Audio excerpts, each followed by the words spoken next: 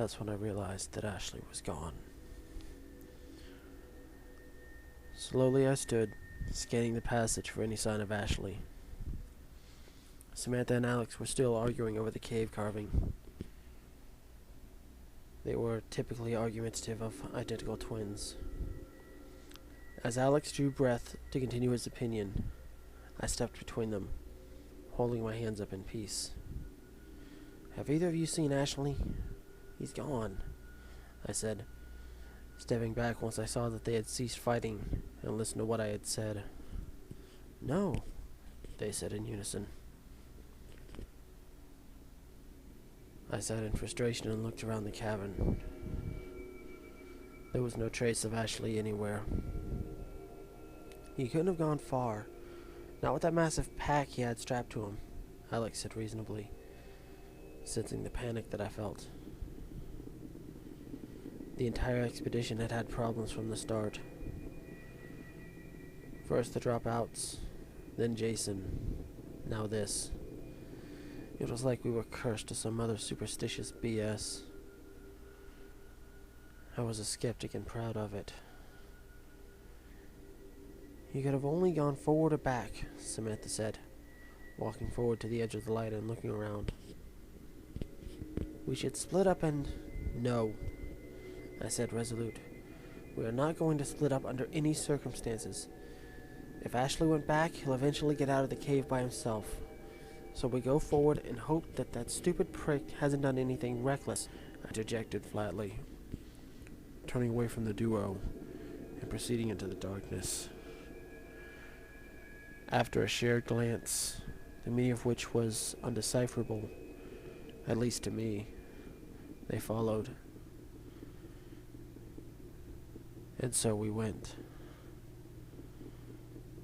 As we progressed, I felt the path lead downward. It was a marginal slope, undetectable to the naked eye, but I felt myself pushing harder into the rock with each step, thanks to the extra gravity of descent. It wasn't of any concern to me. Such natural formations were common. We proceeded ever further into the depths of the cave, calling out Ashley's name as we went. Then I saw it. It was over to the right, like the others. It was, of course, another carving. I felt sick as I scanned it. The titular jackal had increased in size yet again. The tentacle appendage hybrid was shorter, as if the beast had pulled it back. The previously held corpse was ominously absent from the scene. I tried not to think about what had happened to it. The pillows with carvings on them also appeared. As before, the jackal had the majority of its detail erased, making it little more than an outline. However, there was detail on the edge of the beast this time. I knew the short lines represented skin, apparently leathery and cracked. Then I read the message. It was again 5 words long, and my eyes widened in a flash of shock and fear. "This is your last chance," it read. I stumbled back from carving in fear, raising my hands in front of me as if it was alive and coming for me. As I hit the back wall, I saw Alex and Samantha close in to study the carving. They seemed unaffected by the ominous message as I had been. I gasped for breath, winded by the sudden impact of the wall against me. I tried to clear my mind, to cut through the mix of panic and fear I now felt having read the carving.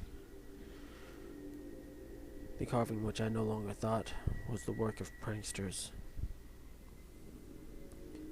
I turned to my left, hoping to see Ashley. Instead, I saw the gateway.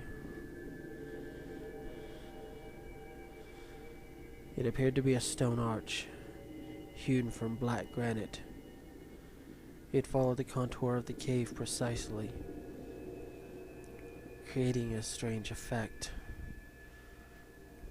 Carvings of various things, symbols, letters, and pictures covered the gateway, which appeared to be seamless, without join or cut.